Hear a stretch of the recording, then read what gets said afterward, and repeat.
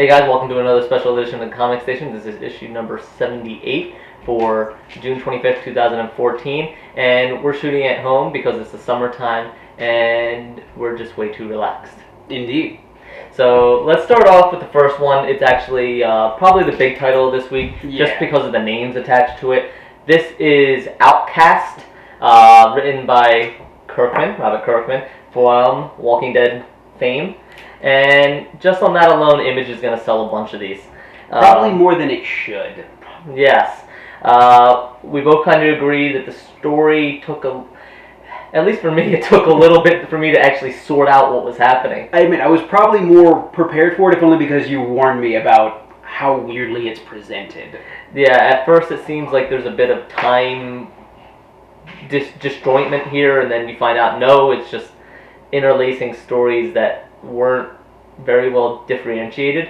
While the artwork was really good, and we both liked the artwork, it also didn't make the two stories interlace very well. They overlap. Some caption boxes I think really would have been useful. Something. Split that up. I will say this, I have to give a big shout out to the inking as well, which is excellent. Inking and coloring is great on this book. I was definitely negative on it. The basic concept is a possession story, and sadly, if you're a bunch of those. Yeah, if you're hoping for something new from Kirkman in Possession, you're going to be disappointed. If you've seen The Exorcist or basically anything like that, you've seen a lot of the scares in this.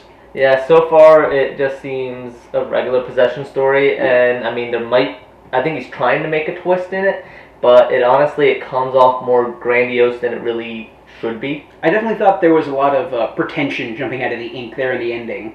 Yeah, so we'll see how it goes. Honestly, for Walking Dead, it did take me about a first volume to really delve into it and get really captured by it. So this may be the same thing, where it may take him 2, 3, 4 issues to really build up to what he's trying to get to. Yeah. I mean, hopefully it'll be better than that show that History is going to do about Jesus as an exorcist, directed by Eli Roth. Yeah, we're going to pass on that one. Yeah. Moving right along here, we've got Super Secret Crisis War from IDW, which stars all the favorite shows of your 90s youth, like Edd and Eddy, Powerpuff Girls, Samurai Jack, Dexter, and Ben 10. He's from the 90s, right? Yeah, he is the newest one of them.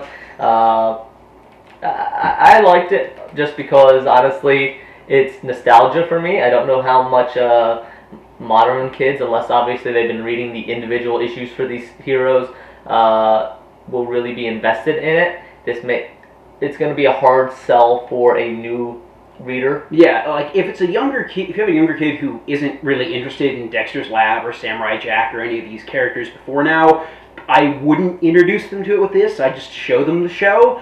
And if you're someone older, like in your 20s or whatever, who grew up with a lot of the shows, you'll definitely find enjoyment in this, though I think it still could have been a bit better if it was directed more at a crowd who was getting it for the nostalgia value.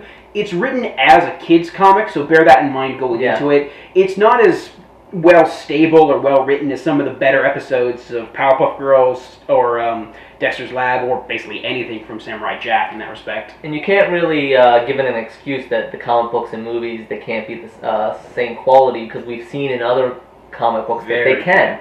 Matter of fact, comic books can have very large stories that movies have a hard time reenacting. Just look at some of the really great Batman animated series comic books that came out, and with stuff that was pretty much as uncompromising as the show was in some aspects. Yeah. So, like I said, it's a fun nostalgia bomb, but it could have been more, but it is what it is, and it's fun is what it is.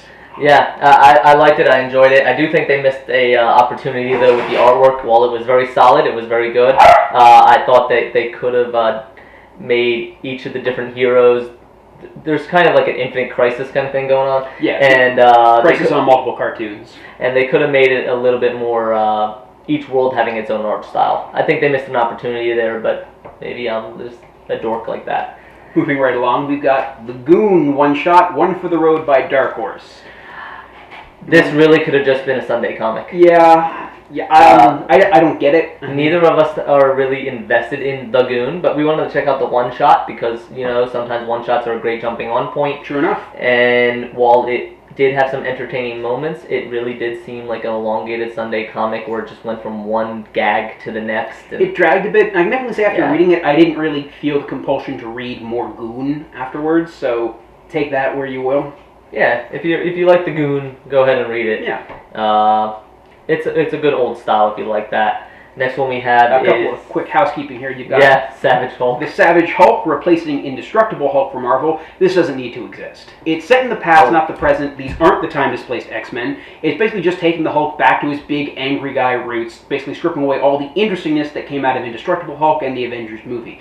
It's a shame because I really liked the Mark Waid one. Ouch. Then you've got the Mighty Titan #1 from Red Anvil, which is a completely disposable Superman riff with a little bit of Captain Marvel, but not in an interesting kind of way. If you've read Supreme or anything by Mark Waid involving Superman, you've already seen this story, but much better.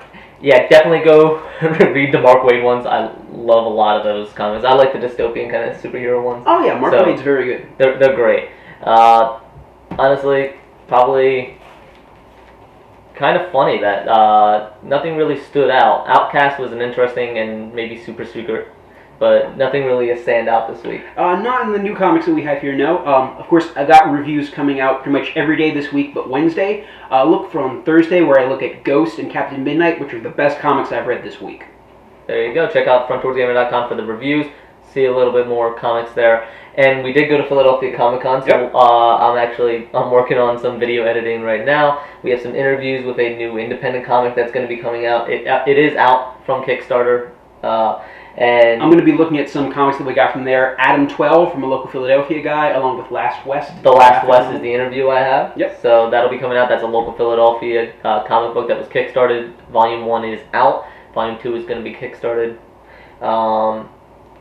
And I'll have some stuff from Big Dog Inc. to look at as well. I love the guys at Big Dog Inc. We also talked to Zenescope. So about issue 100, big stuff coming. Issue number 100. A few, the next event going to be happening after that. Yep. And a good jumping on point for Zenescope.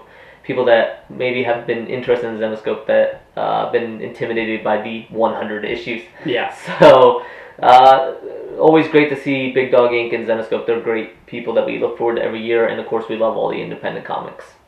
So, Thank you very much, and look forward to all that on frontdoorsgamer.com. One last thing, I'd like to say thank you to Paul, because this is my 1-year anniversary with Front Doors Gamer. Happy anniversary. Thank you.